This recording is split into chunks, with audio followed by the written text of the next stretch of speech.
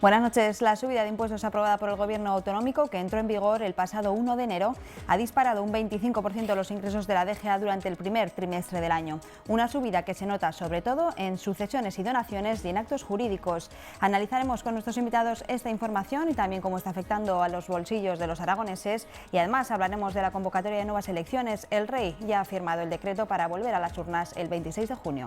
Para analizar estos temas nos acompañan esta noche Ricardo Pereda, de la Cámara de Comercio. ¿Qué tal? Buenas noches. Hola, buenas noches. Benito Carrera, de Comisiones Obreras. Buenas noches. Hola, buenas noches. Y Pilar de la Vega, catedrática de Instituto. ¿Qué tal, Pilar?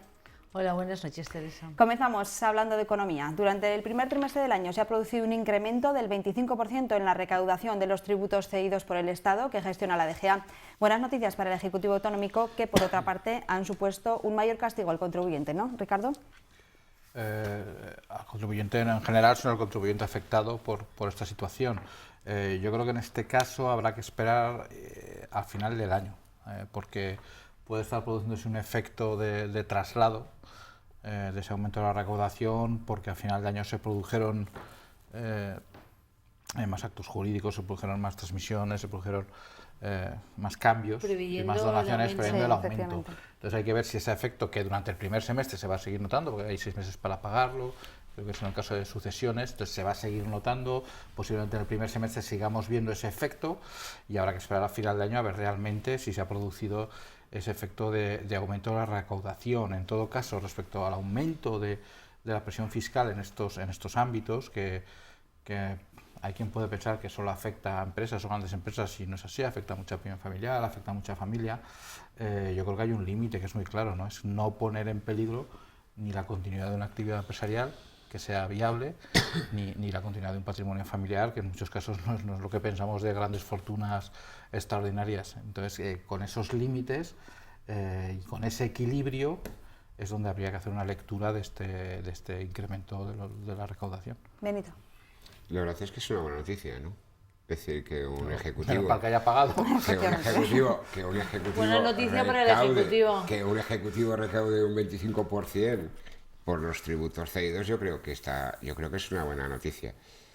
Es una buena noticia en función de lo que decía la moderadora también, de dos apartados, el tema de sucesiones y el tema de donaciones, ¿no? Igualmente el tema de patrimonio, ¿no? Un poco por lo que decía Ricardo.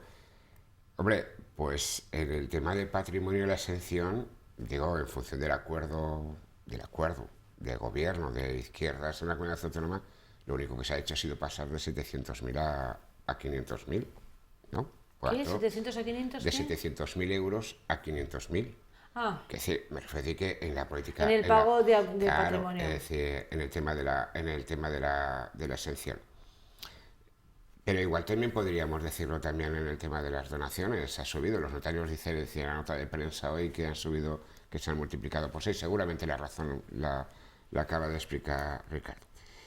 Luego hay otros datos que son interesantes para ver cómo funciona la comunidad autónoma, ¿no? Yo creo que en impuestos indirectos, que no lo recoge la noticia, pero bueno, ha sido un 3,11, lo cual está bien. ¿Eso quiere decir que está funcionando, está habiendo crecimiento en la comunidad claro, autónoma? y en impuestos directos un 8,16, frente a la media del 7,22, con lo cual esto también nos sitúa bien en el ámbito de la comunidad autónoma. Quizá donde realmente se manifieste ese marco de pobreza, de esos que no llegan a los 700.000, ¿no? Que no, ni a los 500.000 para el tema de patrimonio, es en el tema del IRPF, ¿no? La recaudación es un 2,21 frente a la media de un 2,47 en el resto de las comunidades autónomas. Quiere decir que algo nos quiere decir este dato, y es que hay un empobrecimiento de las capas más desfavorecidas en estos temas, ¿no? Por lo tanto, yo diría que, tal como se publicitan los datos hoy, que hemos pasado en el 2015 de 65 a 81, pues es importante.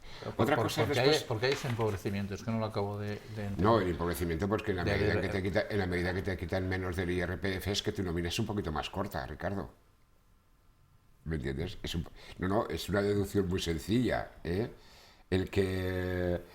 Es así, el que cobra 10.000... pues tiene un IRPF muy alto, y el que cobra los 700, 800 euros, pues cobra menos. O sea, es decir, que el empobrecimiento salarial es una realidad. O sea, es decir, que Pero ese es el dato real. Pero si le baja la retención, cobra más. Cobra más, pero me refiero de cara a la política de recaudación. Hombre, la política de recaudación... También puede producirse un efecto de que hay más gente trabajando y por eso se recauda más. Podría darse, pero... No, se está dando. Pero sí, si me quieres Bueno, llevar al terreno de que la economía sube el 3 y pico y quieres enredar a manejar... Que hay que pero profundizar en los datos, que tienen muchas lecturas. Habría que sacar las cuentas y decir, en la comunidad autónoma de IRPF se recauda tanto. ¿Me entiendes? Es decir, esa es la cuenta que hay que hacer en función de la población activa y nos damos cuenta que la política salarial ha bajado, hombre, eso es una realidad, eso no lo cuestiona absolutamente nadie. Lo cual significa, me he permitido el lujo de ver cómo eran los presupuestos de la comunidad autónoma y son 5.129 millones y la verdad es que hay que decir que de cara a ajustarlo a final de año, veremos a ver cómo se ajusta, pero tanto en impuestos directos como en impuestos indirectos, las líneas de actuación no van mal encaminadas, ¿no? En función de lo que dice este capítulo, ya veremos a ver al final. Pero qué estudiadico vienes. No, da gusto contigo hoy, todo preparado, pero qué alumno, ¿cómo progresas? Este año te voy a probar, pero viene con nota, ¿eh? Me han dicho que hay una perla también me han dicho que hay una perla por esto del 52%. O sea que 25%. Has encontrado un agujerito. Que la perla puede ser que los empleados públicos puedan tener paga extra. Veremos a ver. ¿Por eso estás tan contento? No, digo que a lo mejor también el consejero está pensando en que siga esta línea ascendente y entonces puede hacer frente. Bueno, eso es tu reivindicación sindical ante el consejero. Eso que te lo han dicho nada. Evidentemente. Has hecho una reivindicación sindical en toda regla, porque no puedes olvidar que fue el 1 de mayo, efectivamente, antes de ayer, claro. Y que no vamos a hablar hoy de los autobuses. Tiene todavía que lo echamos en falta, Ricardo y yo, hablar de los autobuses. Yo creo que nos puedes contar si los autobuses van bien, si van mal. No, vamos a dejarlo para otro día. Espero que para mucho tiempo. Para que no echemos en falta los autobuses, Benito, y tu perspicacia sindical con los autobuses, o sea que... Bueno, mis compañeros de mesa hoy han hecho una empollada estupenda del sistema impositivo y los resultados de la comunidad. Y entonces a mí, si me permitís, subo un poco más arriba, como siempre. Bueno, yo creo que para que funcione el modelo que nos hemos creado, el llamado Estado del Bienestar, hace falta ingresos. Nuestro país creo que es el cuarto que más imposición financiera tiene, es decir, que más impuestos tiene, el cuarto de la comunidad.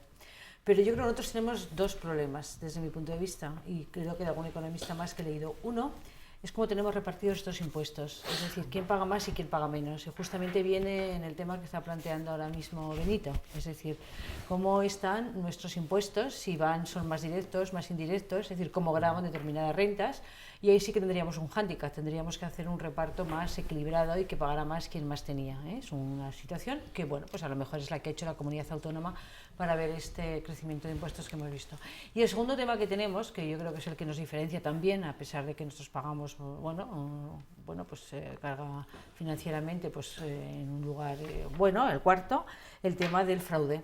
Es decir, tenemos unas bolsas de fraude muy importantes, porque tenemos una importante economía sumergida, un importante pago en economía negra, que es lo que hace que esa parte no tribute, y eso sería fundamental para mantener el modelo de Estado que nos hemos dado, que es el Estado del Bienestar. Y yo creo que eso deberíamos de reflexionar. Y la tercera reflexión que yo haría, a lo mejor no nos da tiempo en el programa, es: ¿estamos gastando bien? Esto también es muy importante. Es decir, ¿y podemos gastar todo lo que gastamos? ¿O tendremos que replanteárnoslo ya? Bueno, hay algunos países que están planteando si están gastando bien, que yo creo que eso lo debemos de plantear siempre, pero también se están planteando si podemos gastar todo lo que gastamos con este modelo que tenemos.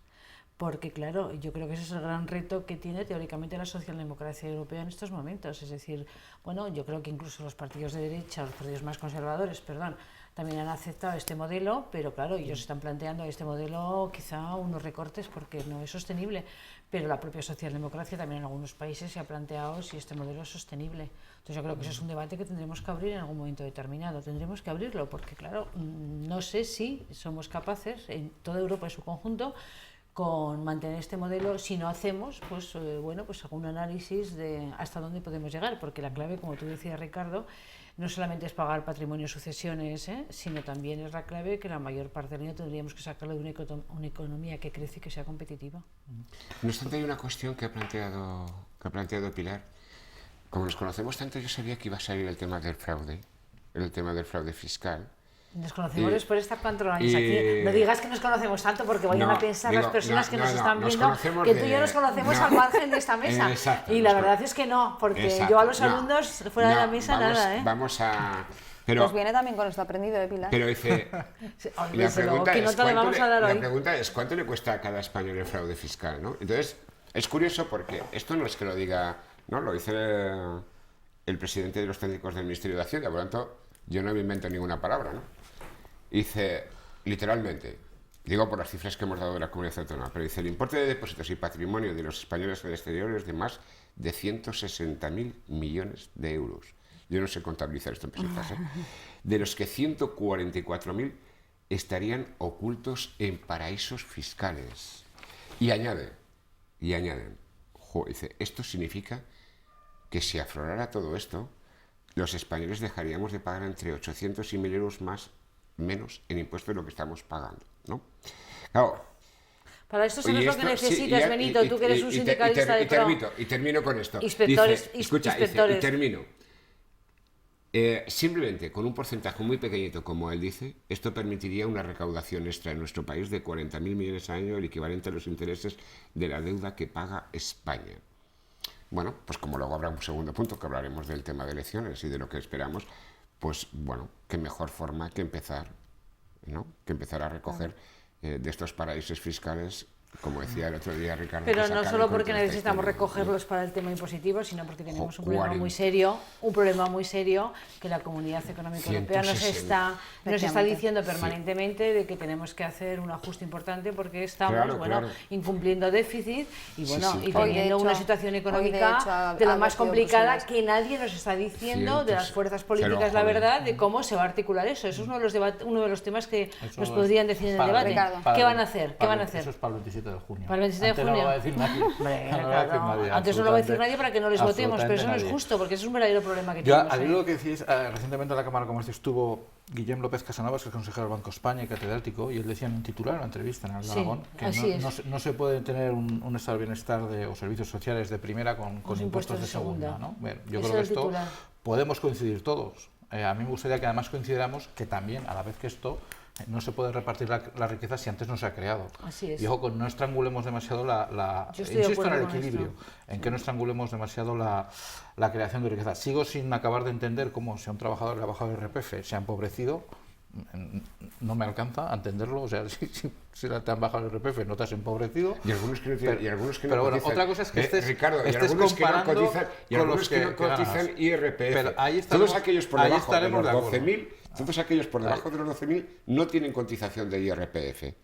Claro, fíjate tú. Pero yo creo que la clave ¿A qué nivel la clave le está planteando Ricardo. Ricardo. Los que están con el salario mínimo, los que están con el salario mínimo... la pelea ahí es que haya menos gente con ese salario mínimo y no, porque hay difícilmente a quien tiene el cero de IRPF se lo puedes bajar, salvo que sean tasas negativas como está pasando con el Euribor. Pero bueno, a lo mejor llegamos a una nueva situación económica. Y respecto a la evasión, en la cual vamos a coincidir siempre, hay que acabar con la evasión y poner todos los medios posibles, pero no os olvidéis de algo que es tan grave, o a veces más incluso en volumen económico, que es la ilusión fiscal. No la ilusión, sino la elusión fiscal, que es todas esas trampas legales que se hacen para que algunas grandes multinacionales tecnológicas de Estados Unidos realizan y no pagan prácticamente impuestos en Europa, salvo en algún país que se ha puesto muy serio con ellos, y que eso, que es más fácil y más rápido de atacar, habría que empezar a atacarlo. Por cierto, recuerdo, como casi siempre que hablamos de ese tema, que el presidente de la Comisión Europea era presidente de uno de los paraísos fiscales más de elusión fiscal en Europa. Entonces, sí, que la mayor parte de las tecnológicas americanas estaban difícilmente va a acabar con la ilusión fiscal quienes se han beneficiado de la ilusión fiscal. Pero ahí estamos totalmente de acuerdo en la evasión de la ilusión, porque hay muchísimos miles de empresarios honrados en esto que pagan todos sus impuestos y todas sus cotizaciones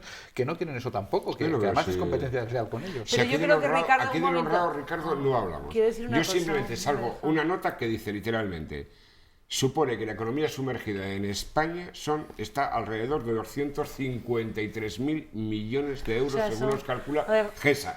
Y además dice, lo he dicho antes, el Estado deja de recaudar cada año cerca de 90.000 millones. Oye, Benito, lo traías preparado. Los honrados pagamos. Benito. Los honrados pagamos. Ahora, los trabajadores y las empresas honradas pagan. Los que no son honrados son los de Panamá, todos estos. Pilar. Es decir, Es que no me dejan hablar estos Pilar y señores hoy. concluimos. Benito, ¿sabías que lo que te iba a preguntar? Y por eso lo traías todo preparado. Eres un alumno ejemplar. Aventajado. Que es aventajado. Aventajado. Ejemplar y aventajado. Bueno, porque fíjate, traía preparado lo del fraude, Todo, lo de la economía subterránea, la economía negra esta, el trabajo este. A ver, había una palabra que me parece clave para concluir, que es la que ha dicho Ricardo, equilibrio. Claro. Tenemos que tener un equilibrio en lo que podemos gastar y en lo que podemos ingresar, tenemos que tener un equilibrio entre lo que podemos mantener un estado del bienestar con un crecimiento y una economía competitiva, porque si no, no podemos mantenerlo. Pero hay que ser muy cuidadosos, porque ahora que vamos a ir a una campaña electoral vais a ver que hay partidos políticos que proponen mucho más gasto. Gasto, salario mínimo, gasto no sé qué, un gasto muy importante. Y subidas de impuestos no va a hablar nadie. Claro, y subidas de impuestos no va a haber nadie. Pues a mí sí que me sorprende mucho que se hace con mucha frivolidad el tema del gasto.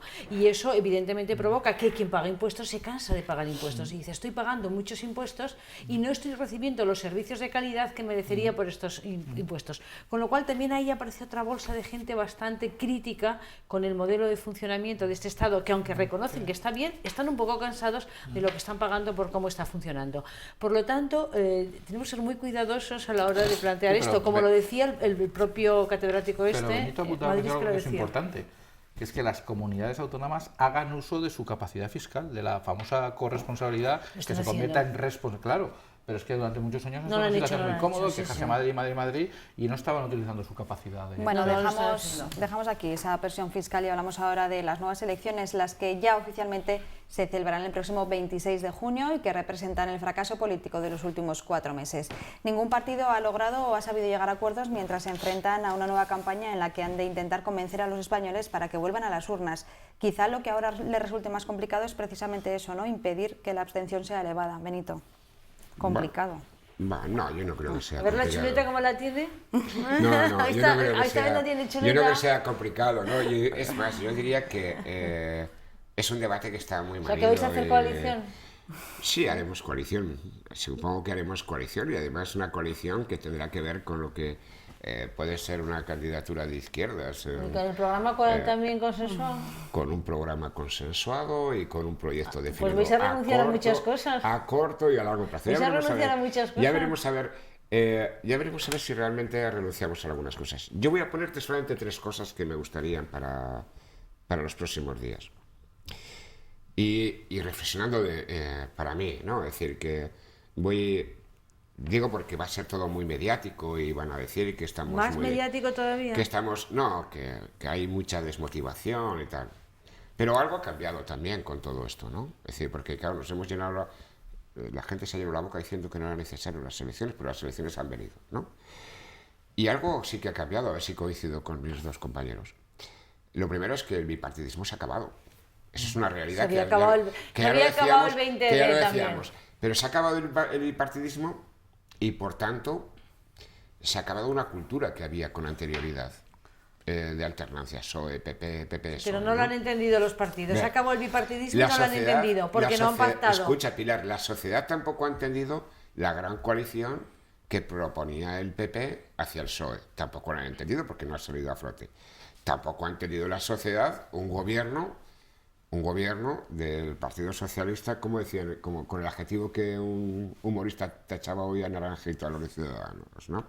Por lo tanto, algo ha cambiado. Y ahora lo que dice Pilar, ¿qué va a pasar? Pues hombre, ¿qué va a pasar? Lo que hace falta es que no haya hartazgo político, que si hay hartazgo político tenga que ser por quien ha estado gobernando en este tiempo. Y yo solamente voy a plantear 4 cosas que quiero que solamente haya. 4. Solamente. 4. Pero rápidas. Rápido, bueno. Enumerarlas, no las expliques. No las enumero. La gente está harta de la corrupción, antes lo hemos dicho en el primer punto con lo del tema, la corrupción. Queremos que haya una reforma fiscal, más allá de lo que decía Pilar, que decía, a ver quién las pone. No, pues las tiene que poner el que las tiene. El que las tiene. Yo me siento avergonzado hoy cuando escucho. Me siento avergonzado hoy cuando escucho que el señor de Inditex acaba de ganar 1.100 millones de euros hoy. O sea, vergonzoso. La tercera. Es decir, vergonzoso. Y acabar con los privilegios.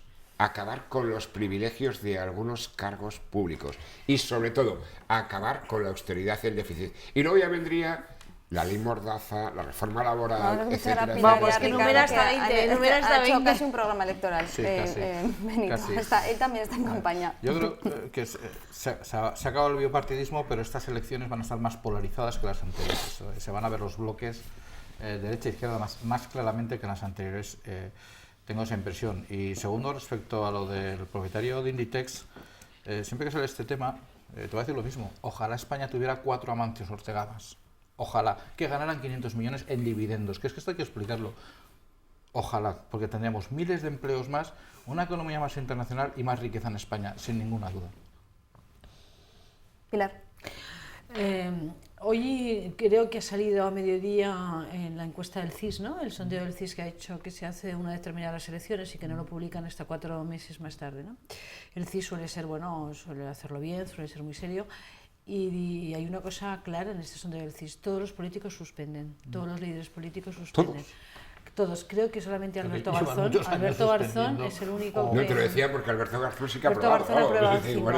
El único que aprueba Alberto Garzón. Algunos se ponen muy contentos cuando saca un 5,1, ¿no? Un 5,1. Este es el nivel. Un 5,1, por eso lo debe de querer Pablo Iglesias, porque por lo menos ya que suspende, si se junta él, a lo mejor logra aprobar, ¿no? Con lo cual es muy sintomático. La segunda cosa que me llamó profundamente la atención es que dice, bueno, la valoración de la situación política es muy mala, es un porcentaje altísimo, pero hay una cosa que todavía me ha sorprendido más. Estas 2 primeras cosas me han sorprendido menos, pero la tercera me ha sorprendido mucho. Los políticos no están preocupados por nuestros problemas, no están cercanos a nosotros, no se dan cuenta de la realidad que estamos viviendo. Están como en un mundo estratosférico, y no está en nuestro mundo, pues en el mundo de que no hay trabajo, en el mundo que hay empobrecimiento, en el mundo que hay problemas de listas de espera, en el mundo que hay una profunda desigualdad, en el mundo que los salarios son muy bajos, que la gente joven se está yendo, no se están enterando. Me parece gravísimo porque eso produce una desafección de la política, no un hartazgo de la política, una desafección de la política. Esa desafección de la política es la que puede producir el que no se vaya a votar.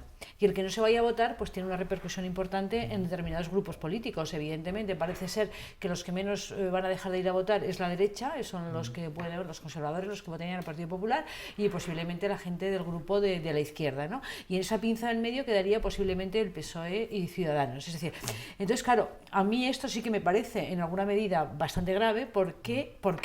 Porque el 20D dio carta de naturaleza a la ruptura del bipartidismo, pero lo que no supieron los políticos leer es que eso significaba pacto y diálogo, y no han pactado ni han dialogado. Es decir, y no es que la sociedad no haya aceptado ni la gran coalición ni lo que tú decías del acuerdo PSOE Ciudadanos, no es la sociedad, son ellos. Ellos como políticos no han sabido dejar una parte de sus temas, dejar una parte de sus programas y poderlo consensuar. Porque vosotros ahora, si hacéis la coalición con Podemos, vais a tener que dejar en el gatero unas cuantas cosas, bastantes cosas en la gaterita, porque no coinciden los programas vuestros con los programas de Podemos, porque Podemos ha querido mucho el voto transversal y vosotros tenéis un voto de la izquierda histórica y clásica, y tenéis unos planteamientos de la izquierda clásica de este país e internacionales, y Podemos no lo tiene. Podemos ha buscado la transversalidad para que se oiga un voto de centro y un voto ilustrado y un voto que ha votado en contra fundamentalmente de los 2 partidos, a uno por la corrupción y al otro porque le parecía que no estaba gestionando bien, que era el PSOE, pero ahora ese voto no sé qué le va a pasar. Y eso es un tema también que tenemos que plantearnos de qué puede pasar en junio, ¿eh? Y a mí me da, por último, un poco de pena porque nosotros en diciembre, y yo creo que esa fue la gran ventaja de Podemos, sinceramente, es que atrajo mucho voto joven que no iba a votar y que votó. Pero esa gente, yo no sé si ahora va a seguir votando a Podemos después que han visto que no ha habido una facilidad para dialogar. ¿Y por qué no han dialogado? Y termino con esto. Pues porque yo creo que se han puesto ellos personalmente como personas por encima de los intereses del país y de los ciudadanos. Por eso le suspenden, que no son tontos los ciudadanos españoles, suspenden a todos. Ha habido un profundo personalismo y desde luego una profunda falta de química entre ellos. El factor humano ha sido impresionante para ser capaces de entender lo que decía el 20D, que va a decir muy parecido el 26J. Porque fijaros bien, un 74% de los ciudadanos, dice la encuesta del CIS, van a votar lo mismo, un 74%. Fijaros la movilidad que hay. Aquí están jugando a 3 o 4 diputados más el PP para llegar a la gran coalición con Ciudadanos, si es posible, a 3 o 4 diputados más Podemos, para ser Podemos el que dirija la negociación y el que sea presidente frente al otro que será vicepresidente. A eso estamos jugando a 10 diputados. Ricardo y Benito, 30 segundos cada uno. Puro y duro. que no 30 solo, segundos, no solo no se entendió lo que hizo, sino que desgraciadamente estamos a punto de iniciar una campaña electoral y volvemos a oír hablar de vetos, continuamente vetos, líneas rojas, líneas moradas y líneas de todo. Pero lo dicen ellos, no lo dicen los ciudadanos, pues, cuando los ciudadanos han dicho que pacten. Entonces, no hemos empezado la campaña y ya estamos, y por cierto no estaría de menos un esfuerzo para hacer una campaña más austera. Pues sí. ¿Y más corta? Lo mismo. ¿Y con menos gasto? Benito, 30 segundos. Ya, lo que pasa es que ese argumento que acaban de dar los dos, más austera y más corta, con las cifras que hemos dado antes del fraude y lo choriceo, las púnicas, todo esto, al final esto es vamos, el chocolate del oro, ¿no? O sea, decir, no, vamos a hacer que los ciudadanos se informen y lo único que deseamos de verdad, porque si no sería un problema, lo he dicho antes, lo peor no es repetir las elecciones que se van a repetir, sino lo peor es que repita el gobierno actual en función de que realmente venga ese marco de abstención, etcétera, etcétera, etcétera. Por lo tanto, yo creo que es un buen momento para que esa posible coalición de izquierdas tenga un programa definido, claro, que no genere ningún problema, que entusiasme a la gente y sobre todo que acabemos con la política de austeridad y déficit que tanto daño le ha hecho a este país. Un programa, una campaña más austera es no poner tantos carteles por la calle con las caras de ellos. Eso no es una campaña informada. Se informa de otra manera. Y luego hay un problema, no lo olvides, uno de los grandes problemas que tienen los partidos políticos en su financiación son los gastos electorales. Si hay control de gasto electoral, posiblemente tendrán uno de los menos problemas que tienen, porque todos tienen luego con los resultados un gran agujero, gran agujero de coste electoral. Si es esa definición, Pilar, igualdad de oportunidades y por tanto en los medios de comunicación, en las horas de audiencia también, los líderes en paralelo para que todo el mundo conozca señor Garzón otra vez los programas. Claro, porque no puede estar uno 10 y el otro 0. Cuidado que el señor Iglesias ya empieza a enredar con los medios de comunicación, a ver dónde vamos a llegar. En todo caso, podemos enseñarles un poco a los políticos. Yo creo que sí. No me parece lo peor que gane el PP, como no me parece que gobierne, como no me parecía lo peor que gobernara el PSOE. Si lo han decidido los ciudadanos, yo creo que esos millones de votos merecen un respeto y no debemos decir que es lo peor que le puede pasar a este país. Pues lo han decidido los ciudadanos y tienen la mayoría. Eso se llama democracia. Tenemos que enseñar a los políticos lo que nos estamos quejando de ellos. Democracia. Aceptarlo, apoyar. Democracia. Eso se llama Me alegra democracia. que digas eso porque yo te he recordado en esta mesa muchas veces una expresión mía. Para que te respeten hay que respetar a los demás más que lo que te representa a ti mismo. Por lo tanto, ¿cómo no vamos a ser respetuosos nosotros con el voto de los ciudadanos? Nos vamos, señores, que nos hemos quedado sin tiempo. Gracias, como siempre, a los tres y a ustedes les vemos mañana. Adiós.